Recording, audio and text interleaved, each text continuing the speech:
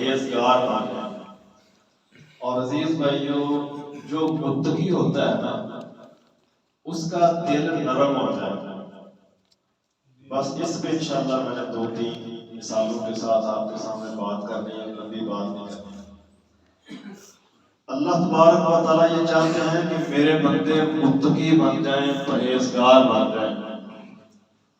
اور جو متقی ہوتا ہے وہ نرم دل ہوتا ہے، اس کے اندر دوسروں کا احساس ہوتا ہے، اخوت، بھائی چارے، ہمدردی، غم گساری کے جذبات سے بھرا ہوا ہوتا ہے مومن کا دل۔ اس لیے کہ یہ ایک ایسا مسئلہ ہے کہ اگر امت میں یہ چیز جو ہے وہ راسخ ہو جائے، بہتر ہو جائے، اچھی ہو جائے، تو معاشرہ جو ہے وہ بڑا ہی خوشگوار بن جاتا ہے۔ اب آپ دیکھ لیں کہ اس وقت لوگوں کے پاس پہلے سے زیادہ وسائل موجود ہیں۔ یعنی ہم دیکھیں 40-50 سال پیچھے چلے جائیں، یا ہم اپنے بڑوں کی زندگی کی طرف دیکھیں اور اس وقت اپنی زندگی کی طرف دیکھیں، بے شک مہنگائی ہے، بڑے مسائل ہیں، لیکن جو ہمارے بڑوں کی زندگیاں تھیں وہ بڑی تلخ تھیں، بڑی مشکل تھی، لیکن اس وقت معاشرے میں جو احساس تھا وہ بہت زیادہ تھا، اور اس وقت وسائل جو ہیں وہ بڑھ رہے ہیں اور معاشرے سے احساس جو ہے وہ کم ہو رہا ہے۔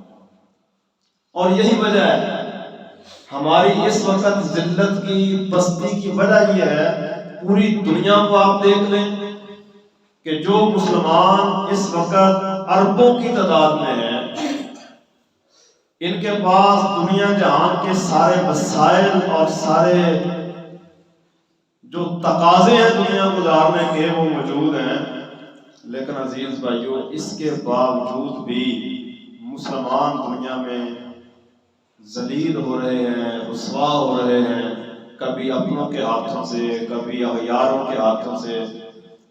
اس کی بنیادی وجہ اور سبب یہ ہے کہ ہمارے معاشرے سے احساس جو ہے وہ ختم ہو رہا ہے، احساس مٹ رہا ہے۔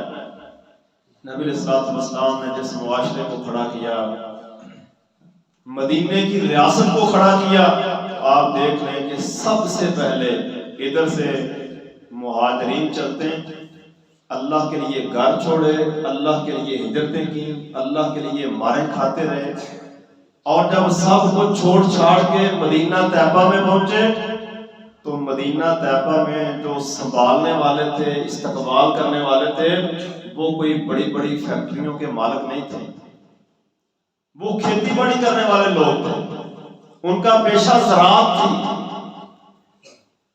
لیکن آپ دیکھ لیں ان کے حوصلوں کو، اور یہ تربیت کس نے کی ہے؟ نبیوں کے امام جناب محمد رسول اللہ صلی اللہ علیہ وسلم۔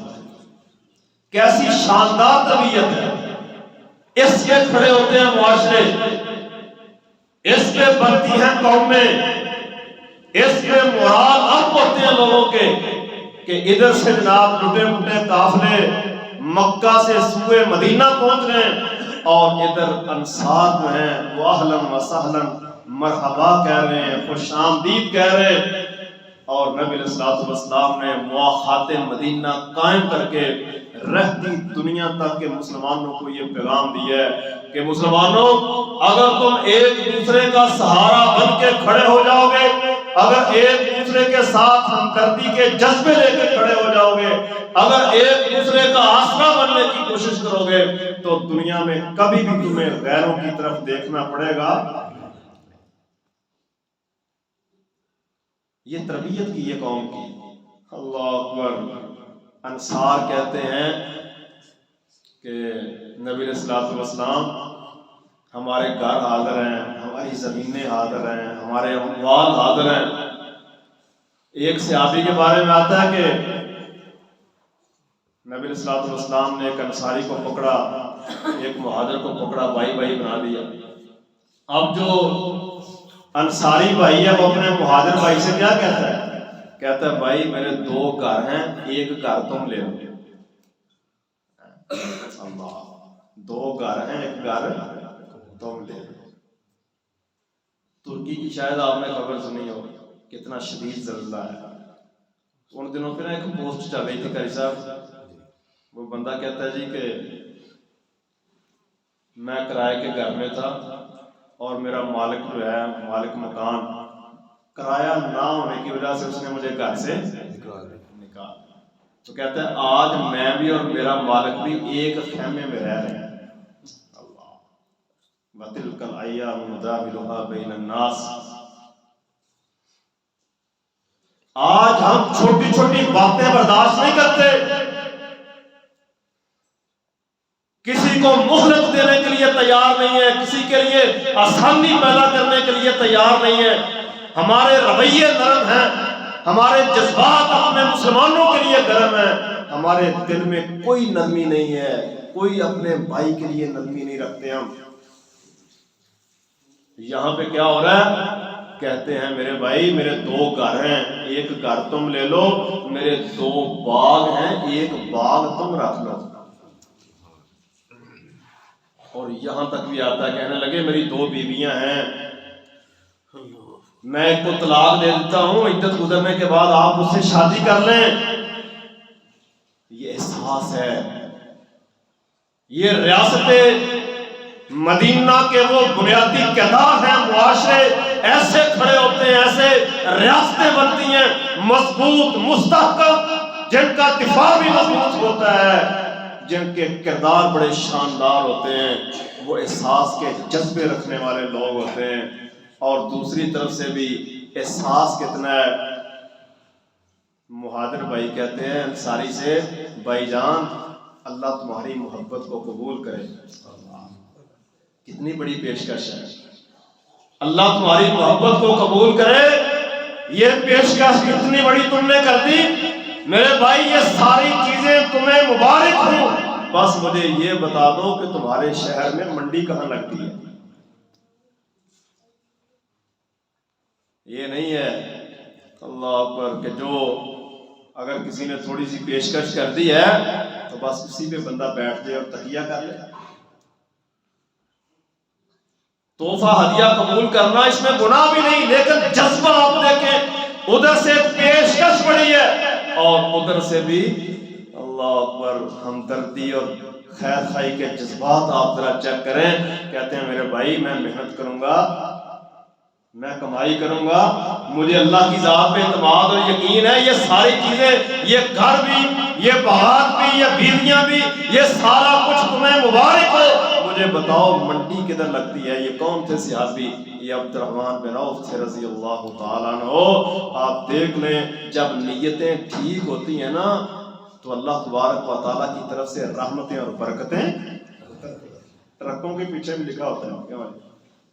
نیت نیک اور منزل آسان۔ اللہ انما الاعمال بالنیات۔ ابھی چند ماہ گزرے تھے، نبی علیہ الصلوۃ والسلام نے عبد الرحمن بن عوف رضی اللہ تعالی عنہ کے کپڑوں پہ زردی کا نشان دیکھا۔ عبد الرحمن یہ نشان کیسا ہے؟ کہتے ہیں اللہ کے نبی میں نے شادی کر لی، محنت کی۔ اللہ اکبر، جب محنتیں ہوتی ہیں، نیتیں ٹھیک ہوتی ہیں، توکل اللہ پہ ہوتا ہے، یقین اللہ پہ ہوتا ہے، اعتماد سونے رب پہ ہوتا ہے، تو اللہ تبارک و تعالیٰ رزق کے دروازے کھول دیتے ہیں، برکتوں کے رحمتوں کے دروازے کھول دیتے ہیں۔ وَلَوْ أَنَّ أَهْلَ الْقُرَىٰ آمَنُوا وَاتَّقَوْا، اگر ایمان والے، اگر تقوی والے اللہ اکبر اس کائنات میں موجود ہوں تو اللہ تبارک و تعالیٰ آسمانوں سے بھی اور زمینوں سے بھی برکتوں اور رحمتوں کے دروازے کھول دیتے ہیں۔ لَفَتَحْنَا عَلَيْهِمْ بَرَكَاتٍ مِّنَ السَّمَاءِ وَالْأَرْضِ۔ نیتیں ٹھیک تھیں۔ نبی علیہ الصلوۃ والسلام کہتے ہیں عبد الرحمن حق مہر کتنا دیا ہے؟ اللہ، تو عبد الرحمن رضی اللہ عنہ کہتے ہیں کھجور کی گٹھلی کے برابر سونا دیا ہے۔ اور یہ وہ صحابی ہیں جب نبی کائنات دنیا سے تشریف لے گئے تو اکثر امہات المومنین کے گھروں کا خرچہ یہ چلایا کرتے تھے، اتنا اللہ نے مالدار بنا دیا۔ اور جب نیتیں خراب ہو جائیں تو پھر آپ اپنے ملک کو دیکھ لیں، زرعی ملک میں لوگوں کو آٹا نہیں مل رہا، صرف پنجاب کی گندم جو ہے وہ پاکستان کے دائیں بائیں کے کئی ملک کھائیں تو پنجاب کی گندم ختم نہیں ہوتی۔ آج اس زرعی ملک میں، جس ملک میں زراعت پیش ہے، کھیتی باڑی پیش ہے، جس کا 70-80% حصہ جو ہے وہ زراعت پہ مبنی ہے، عزیز بھائیو آج اس ملک کے باٹسیوں کو لمبی لمبی لائنوں میں لگ کے آٹے کے حصول کے لیے کھڑا ہونا پڑتا ہے۔ اس ملک کی عفت مائیں اور بہنیں صبح آٹے کی تلاش میں نکلتی ہیں اور شام کو ایک گٹو توڑا لے کر واپس پہنچتی ہیں، اور کتنی ہیں کہ جو بیچاری سارا دن لائن میں کھڑی رہتی ہیں، ملتا کچھ نہیں۔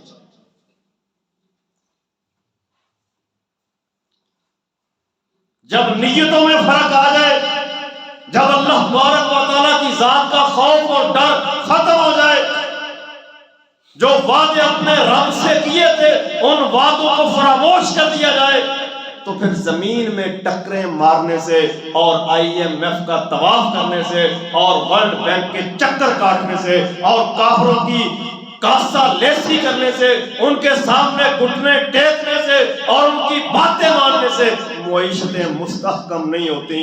معیشتیں مستحکم ہوتی ہیں جب اللہ کے قانون کو اختیار کیا جائے، اللہ کے نظام کو تسلیم کیا جائے، اللہ سے کیے ہوئے وعدے پورے کیے جائیں۔ اگر وعدے پورے نہ کیے جائیں تو حالت یہ ہوتی ہے، قرآن پڑھ کے دیکھ لیں، اللہ کہتے ہیں وَمَنْ أَعْرَضَ عَنْ ذِكْرِي فَإِنَّ لَهُ مَعِيشَةً ضَنْكًا، جو ہمارے ذکر سے منہ موڑتے ہیں، جو ہمارے قرآن سے منہ موڑتے ہیں، جنہوں نے کہا تھا اس ملک کا دستور قرآن ہوگا، اس ملک کا منشور قرآن ہوگا، یہ لا الہ الا اللہ کا دیش ہے، یہ کلمے کی جگیر ہے، یہ لاکھوں شہداء کی قربانیوں کے بعد ہم نے حاصل کیا ہے۔ ہم نے اپنے اللہ سے وعدہ کیا تھا، ہمارے بڑوں نے اللہ سے وعدہ کیا تھا، یا اللہ جو ملک تو ہمیں عطا کرے گا اس ملک میں کلمے کی حکمرانی ہوگی۔ آج ہم نے اس وعدے سے منہ پھیرا، منہ موڑا، اعراض کیا، ہم نے قرآن کو پیٹھ دکھائی۔ ہماری اسمبلی میں قرآن حاکم نہیں ہے، ہمارے ملک میں قرآن بطور دستور نہیں ہے، ہمارے ملک میں قرآن بطور منشور نہیں ہے۔ آج اس اعراض کی وجہ سے اللہ نے ہمیں یہ سزا دی ہے، ہماری معیشت جو ہے وہ وزیر خزانہ بدلنے کے بعد بھی مستحکم نہیں ہو رہی۔ حکومتیں بدل لو، وزیر بدل لو، مشیر بدل لو، کبھی اس کو بٹھا دو، کبھی اس کو چڑھا دو، کچھ نہیں بن رہا۔ کافر چڑھتے چلے جا رہے ہیں، ان کی طرف سے پابندیاں لگتی چلی جا رہی ہیں۔ حافظ محمد سعید کو جیل میں ڈالا، جماعت الدعوہ پہ پابندی لگائی کہ شاید ملک جو ہے وہ کھڑا ہو جائے۔ ہم نے تو قربانی دے دی، ہم نے تو قربانی دی اس ملک کے لیے، لیکن عزیز بھائیو آپ حال دیکھ لیں، اس وقت سیاسی انتشار کو دیکھ لیں، آپس کی لڑائیاں اور جھگڑے دیکھ لیں، کس طرح سٹیجوں میں پگڑیاں اتاری جا رہی ہیں، پردے تار تار کیے جا رہے ہیں، بیڈ روم کی باتیں جو ہیں وہ جلسوں میں بیان کی جا رہی ہیں، ایک دوسرے کو ننگی گالیاں دی جا رہی ہیں، ایک دوسرے کو قتل کی دھمکیاں دی جا رہی ہیں۔ یہ ہمارے حکمرانوں کا، اور ہم بڑے شریف لوگ ہیں، ہم بھی کہتے ہیں یہ پاکستان مرکزی مسلم لیگ نے بھی سیاست کے میدان میں قدم رکھ دی ہے، مولوی بھی سیاست میں آ گئے ہیں۔ جی اب جناب شریف لوگ جو ہیں ان کا بھلا سیاست میں کیا کام ہے؟ ہم نے بھی مسجد سے سیاست کو باہر نکال دیا۔ اللہ تبارک و تعالیٰ نے ایسے کرپٹ لوگ ہمارے سروں پہ مسلط کر دیے جس کی سزا آج پوری قوم بھگت رہی ہے۔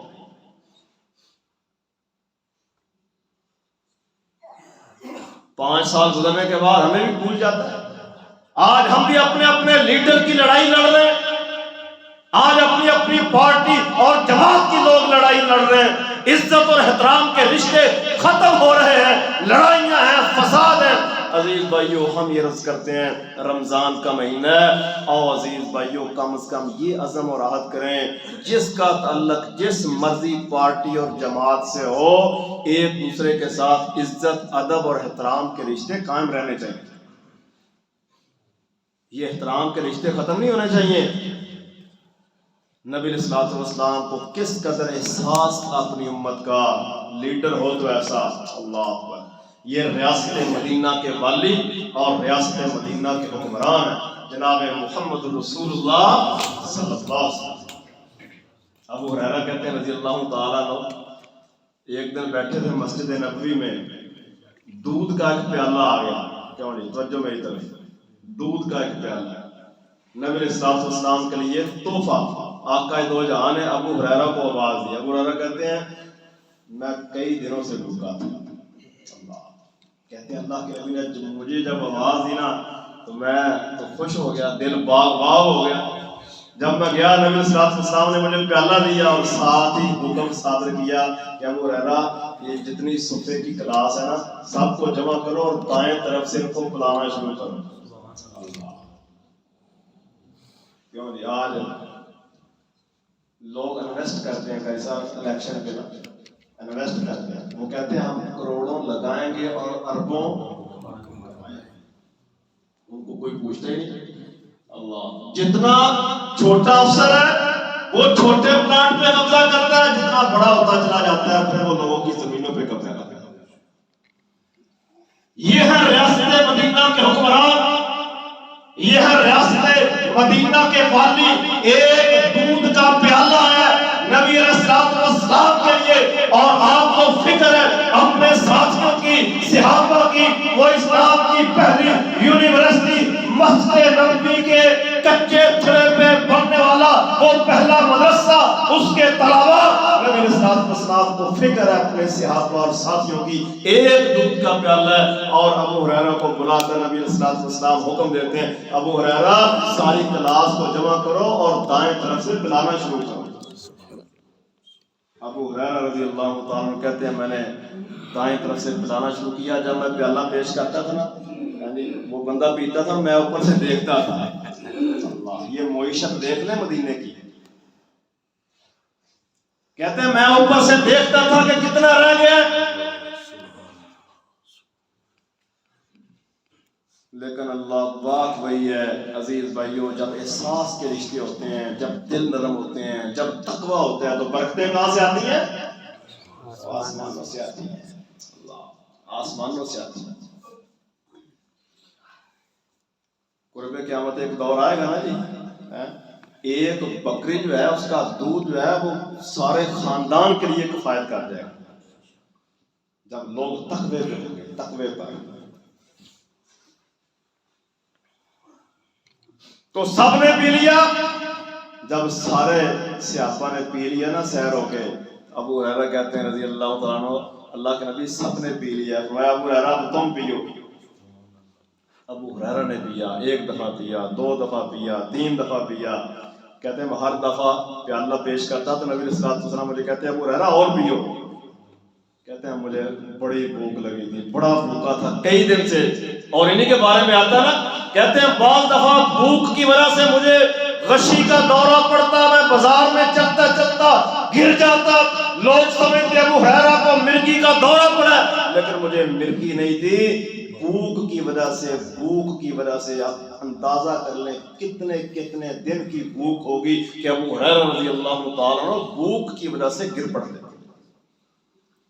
کوئی آپ نے اپنے گاؤں میں دیکھا بھوک کی وجہ سے بے ہوش ہو گیا، کوئی پورے حافظ آباد میں دیکھا، ٹھیک ہے بڑے مسئلے ہیں، مہنگائی ہے، لیکن جو ٹف زندگی صحابہ اکرام رضوان اللہ علیہ اجمعین کی تھی، جو مسائل ان کے تھے وہ آج ہمارے نہیں ہیں۔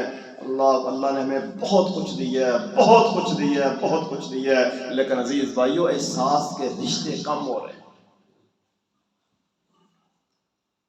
سب سے پہلے صحابہ نے پیا، آخر میں ابو ہریرہ رضی اللہ تعالیٰ عنہ جو پلانے والے تھے انہوں نے پیا، اور سب سے آخر میں نبیوں کے امام جناب محمد رسول اللہ صلی اللہ علیہ وسلم نے پیا۔ یہ تعلیم دی ہے۔ اللہ اکبر۔ مسجد نبوی میں مہمان آ گیا، نبی علیہ الصلوۃ والسلام کے 9 گھر تھے، 9 گھر، بیک وقت 9 بیویاں تھیں، 9 حرم تھے۔ قاصد بھیجا، 9 گھروں کا چکر لگا کے آیا ہے، اور آ کے جواب کیا دیا کہ ایک گھر سے بھی ایک مہمان کا کھانا ملا؟ کس معیشت کی بات کرتے ہیں؟ لیکن نبی علیہ الصلوۃ والسلام کو اس کے باوجود بھی اپنے مہمان کی فکر ہے، مسجد میں اعلان کرنا پڑا نمازیوں کے سامنے، صحابہ کے سامنے، میرے ساتھیوں کون ہے جو نبی کے مہمان کو اپنے گھر میں لے کر جائے اور کھانا کھلا دے؟ ایک بندہ جس نے جرت کی ہاتھ کھڑا کیا، اس نے کہا میں لے کے جاتا ہوں۔ اس کے گھر کی حالت یہ تھی، جب وہ گھر گیا بیوی سے پوچھا تو بیوی نے کہا ایک بندے کا ہی کھانا ہے، ایک بندے کا ہی کھانا ہے۔ اور اس کی ترتیب کیا لگائی، مشورہ میٹنگ کیا ہوئی، آج خرچ کرنے کے کیا جذبے، آج نداروں پر، مفلسوں پر، زلزلوں میں، سیلابوں میں، مصیبتوں میں، آفتوں میں، قریبی رشتہ داروں پر، گلی محلے میں بیوہ اور یتیم پر ہمارے خرچ کرنے کے کیا جذبات ہیں؟ اللہ کی قسم ان جذبات میں کمی آئی ہے، جس وجہ سے معاشرہ تباہی اور بربادی کی طرف جا رہا ہے۔ دونوں میاں بیوی کیا میٹنگ کرتے ہیں، بچے بھی بھوکے سلائیں گے، خود بھی بھوکے رہیں گے، اور کھانا کس کو کھلائیں گے؟ یہ جذبے پیدا کرنا چاہتے ہیں رمضان کے روزے۔ اتنا دل نرم ہو بندے کا، اتنا دل نرم ہو۔ آج دل اتنے سخت ہے، اللہ پر ہمیں پریشانی یہ نہیں ہوتی کہ کوئی بھوکا ہے، ہمیں پریشانی یہ ہوتی ہے کہ یہ کھا کیوں رہا ہے، کیوں نہیں؟ حسد کی وجہ سے لڑائیاں ہیں، یہ آگے کیوں بڑھ گیا، یہ ترقی کیوں کر گیا، کل تک بھوکا مرتا تھا آج روٹی کھانے لگ گیا۔ یہ لوگوں کی پریشانی ہے، ہماری پریشانیاں یہ، ان کی پریشانی یہ تھی یہ بھوکے، یہ پیاس ہے، یہ زخمی ہے، یہ بے سہارا ہے، ہم نے اس کو کھڑا کرنا ہے، ہم نے اس کو پلانا ہے، ہم نے اس کو کھلانا ہے۔ اس لیے کہ نبی علیہ السلام نے فرمایا تھا افشوا السلام وآتموا الطعام، سلام کو عام کرو اور لوگوں کو کھانا کھلایا کرو۔ ہم تہجد کو عبادت سمجھتے ہیں، نماز کو عبادت سمجھتے ہیں، روزے کو عبادت سمجھتے ہیں، مگر کسی کو کھانا کھلانا عبادت ہے، بہت بڑی عبادت ہے، بہت بڑی عبادت ہے۔ نبی علیہ السلام جنگ کا موقع ہے، اللہ پر ایک چھوٹی سی بچی آئی، اس کے ہاتھ میں چھوٹی سی پوٹلی ہے، وہ کبھی ادھر دیکھتی کبھی ادھر دیکھتی۔ نبی علیہ السلام نے بیٹا کیا مسئلہ ہے؟ کہتی ہے میں اپنے ابو کو اور ماموں کو دیکھ رہی ہوں۔ جنگ کون سی تھی؟ خندق کی، احزاب کی جنگ، اصحاب شکن جنگ، چاروں طرف سے کافروں کا گھیرا، نبی علیہ السلام کے صحابہ خندق کھود رہے ہیں، کئی دن کے بھوکے، پیٹوں پہ پتھر باندھے ہوئے ہیں، خود نبی علیہ السلام نے اپنے پیٹ پہ پتھر باندھے ہوئے ہیں، پتھر توڑ رہے ہیں، خندق کھود رہے ہیں، مدینے کے دفاع اور سلامتی کے لیے کھڑے۔ چھوٹی بچی کہتی ہے نبی علیہ السلام سے میری ماں نے یہ تھوڑی سی کھجوریں بھیجی، اس نے کہا اپنے ابو اور ماموں کو نہ دے کے آؤ، وہ کئی دن سے بھوکے ہیں، انہوں نے کھایا کچھ نہیں۔ نبی علیہ السلام نے وہ کھجوریں پکڑی بچی سے، ایک چادر لی، چادر پہ کھجوریں رکھی، اوپر ایک دوسری چادر بچھائی اور پورے لشکر میں اعلان کر دیا، کہا میرے ساتھیوں کھجوروں کا تحفہ آیا ہے، ایک طرف سے آتے چلے جاؤ اور بائی کھجوریں کھاتے چلے جاؤ۔ اور وہ بڑا مشہور واقعہ جابر رضی اللہ تعالیٰ عنہ کا، کہتے ہیں میں نے دیکھا نبی علیہ السلام کی طرف صحابہ سے ایک پتھر اور ایک چٹان نہیں ٹوٹ رہی تھی، صحابہ نے زور لگا لیا، چٹان نہیں ٹوٹ رہی تھی، نبی علیہ السلام خندق میں اترے، آپ نے کدال پکڑی، وہ چٹان 3 ضربوں میں ریزہ ریزہ کر دی۔ کہتے ہیں میں نے اس وقت دیکھا نبی علیہ السلام کے پیٹ سے کپڑا ہٹا تو نبی علیہ السلام کے پیٹ میں میں نے پتھر بندھے ہوئے دیکھے۔ میں اپنے گھر میں گیا، جا کے بیوی سے کہا گھر میں کچھ ہے؟ کہنے لگی 2-3 کلو آٹا ہوگا، ایک چھوٹا سا بکرا، چھوٹا سا میمنہ کھڑا ہے۔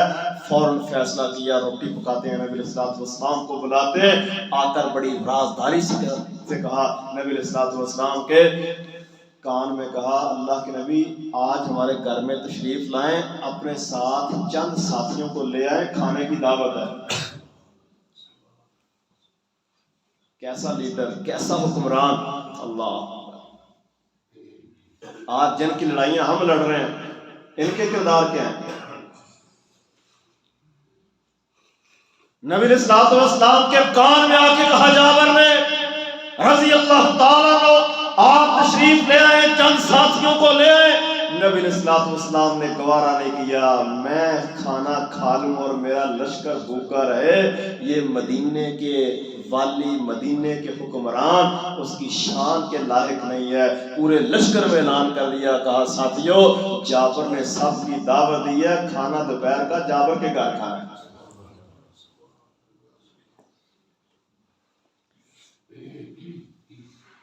جب احساس کے جذبے یہ ہوتے ہیں پھر روٹیاں ختم، سالن ختم، اور آج پورا ہوتا پورا ہی ہو گیا، سارا سارا ٹبر جناب کو مار رہا ہے، پھر بھی کہتے ہیں مر گئے مر گئے مر گئے۔ اس لیے عزیز بھائیو بات ختم کریں، الحمدللہ جماعت نے یہ کام شروع کیا تاکہ لوگوں کو ترغیب ہو۔ امیر محترم افسری صاحب تو یہاں تک ہے کہ یار دیکھیں اپنے محلے میں، اپنی گلی میں بے شک 2 گھروں میں آپ سحری کا کھانا پہنچا دیں، جن کو اللہ نے دیا ہے۔ یار شوربے والا سالن ہے تو گلاس پانی زیادہ ڈال ہے۔ نبی علیہ السلام کیا کہتے تھے امہات المومنین سے؟ پانی زیادہ ڈال لو تاکہ ہم سایوں کو بھی اس میں شامل کر لیں۔ یہ تعلیم ہے۔ وہ نبیوں کے امام اور ختم نبوت کے تاجدار اس دھرتی پر جن جیسا کوئی آیا ہی نہیں، نہ کوئی آئے گا۔ اللہ کے بعد سب سے زیادہ شان، مقام اور مرتبہ کن کا ہے؟ جناب محمد رسول اللہ صلی اللہ علیہ وسلم۔ اور تعلیم دیکھیں کہ اپنے ہمسائے کو اپنے سالن میں شامل کر رہے ہیں۔ اگر اس میں ہم کھڑے ہو جائیں ان جذبوں کے ساتھ، صرف گجرانوالہ میں 500 تقریباً دیگیں روزانہ ساری کے وقت پک رہی ہیں۔ 500 دیگیں روزانہ، ہر شہر چھوٹے بڑے میں، حافظ آباد میں سحری کا پوائنٹ ہے، جلال پور میں بھائی سحری تقسیم کر رہے ہیں، پنڈی پٹیاں میں کر رہے ہیں، سکھکی میں کر رہے ہیں، کئی دیہاتوں میں لوگ کر رہے ہیں۔ ایک دیگچہ پکا کر، ایک پتیلی پکا کر، کوئی 5-7 گھروں میں روزانہ سحری کا سالن۔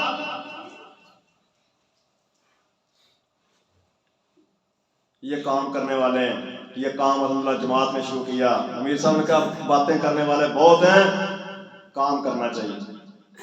راشن تقسیم کیا جا رہا ہے بھائی، اللہ اکبر۔ اور ملک میں یہ کام کہیں سستا جناب وہ سبزی کا بازار لگ رہا ہے، کہیں سستی روٹی کا تنور لگ رہا ہے، تاکہ عام آدمی کو ریلیف دیا جائے، قوم کو خدمت میں لگایا جائے، خدمت کے جذبات کو پروان چڑھایا جائے۔ یہ مسئلہ ہمارا کہ ہمارے اندر احساس کے رشتے جو ہیں وہ کم ہو رہے ہیں، خود غرضی اور لالچ کے جذبات جو ہیں یہ بڑھ رہے ہیں۔ ہم نے قوم کو اس پہ کھڑا کرنا ہے کہ انشاءاللہ ہم نے اپنے بھائیوں کی خدمت کرنی ہے، اور یہ خدمت انسانیت عین عبادت ہے۔ تو اس لیے عزیز بھائیو آؤ ان کاموں میں حصہ لیں، آگے بڑھیں۔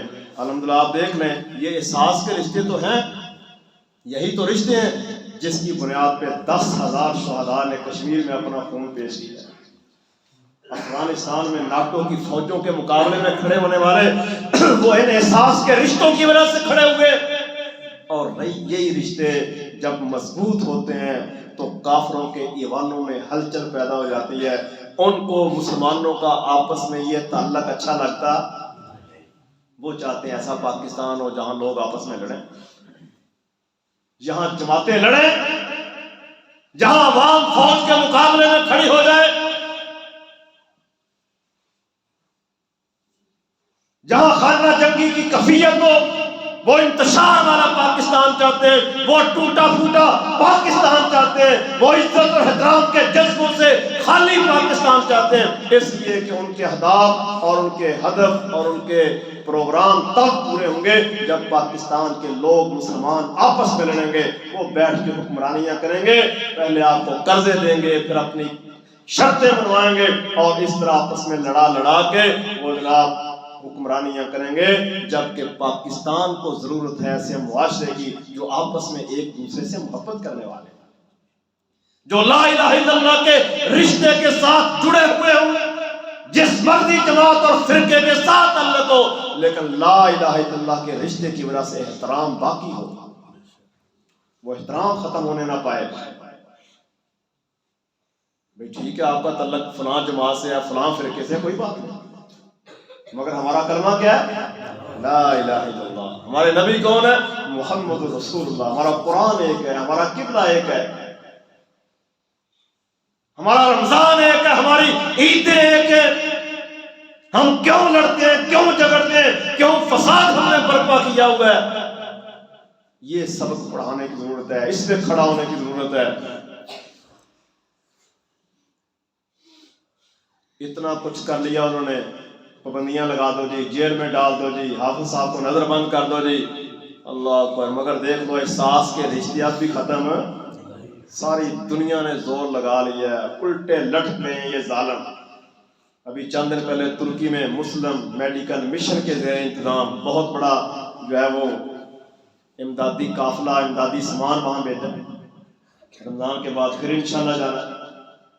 یہ جتنے سیلاب کے علاقے ہیں ماشاءاللہ آپ نے بھی بڑی یہاں سے ہمت ماری، محنت کی، سامان بھیجا، پیسے بھیجے، الحمدللہ سیلاب کے علاقوں میں ابھی تک لوگوں کے مکان بن رہے ہیں، ابھی تک مسجدیں بن رہی ہیں۔